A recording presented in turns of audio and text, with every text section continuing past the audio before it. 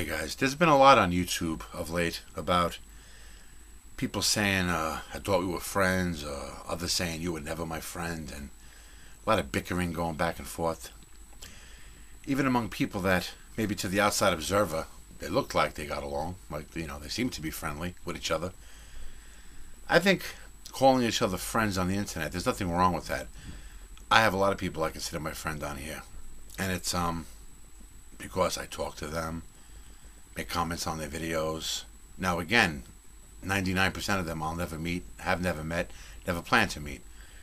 But it's an easy way to describe each other. Like if you were going to tell somebody about somebody you're friendly with on YouTube, you'd say, "Oh, I got a friend on YouTube. Check out this video."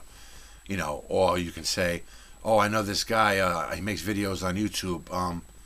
I'll send you the link." No, it's easy just to say, "Hey, check out my friend's video." Again, doesn't mean you're the best of friends, but there's nothing wrong with considering each other friends. Okay?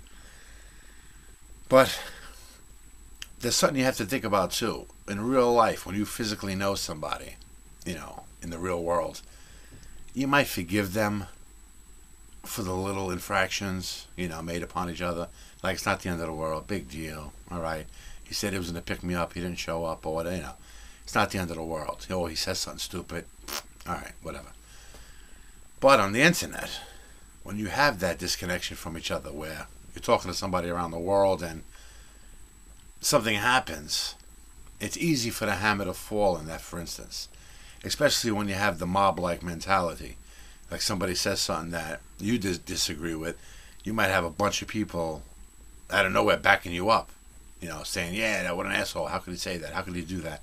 But in real life, you might not get that all the time. It might just be a one-on-one situation. But with YouTube and stuff like that, these video sharing sites, it's like pile on the meatball. And then you might feel pressure, like, "Oh my God, how could you be friends with a person like that? How could you talk to somebody like that? And, oh my God, blocked. I'm not your friend no more." See, you could fall to pressure too. Or the person could just really piss you the fuck off too. But you see the point I'm trying to make. There's a separation. It's not like real life. Like your family. Your family probably pisses you off more than anybody because you're always around each other, and it might hurt you more when your family, does something that bothers you. But you forgive right away in most cases. Like, that's my family. What am I going to do, Let me tell you now a real story from a real supposed friend in real life. One night, I was 18 years old. On the way home, I stopped at this deli. We used to call it the Smelly Deli. It was actually called the Belly Deli. Anyway, I bought a dirty magazine because the girl on the cover was really pretty, and I had seen her in another layout in another magazine. So I said, "Let me get this, Came home, say 2 in the morning. Put the magazine, right before I went to bed, put it right under my mattress. The next morning, around 10 o'clock, there was a tap on my window. It was a friend of mine. Doug, get up. I have to borrow some perfume or some cologne." I was like, "What the fuck?" So I got up, I let him in, came into my room. He was like, "Yeah, I got an afternoon date with some girl. You always have good cologne. Can I borrow some?" I said, "Okay." I said, "Wait here." I went to the bathroom. All right. Came out of the bathroom I kept it in there. Gave him the cologne. He's slapping it on, this and that. He talks to me for like a minute or two. "Thank you," and he leaves.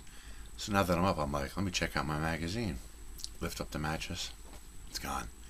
Now, 100% fact, it had to be him, But I never said nothing to him. All right? I never even said nothing to him. And we stopped hanging out probably a couple of years after that. But that was just something I kept in the back of my mind.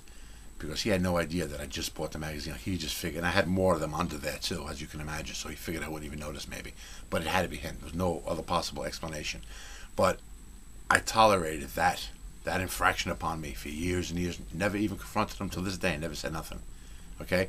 But look on YouTube how a person could just say something, a thought that differs from yours, or a belief that differs from yours, and right away the fucking hammer falls, It's just something to think about. In short, there's nothing wrong with calling each other friend. We are friendly with each other, so when you're friendly with somebody, I guess you could be, especially time after time after time, video after video, comment after comment, when does a friendship start, and not start? So anyway, see ya.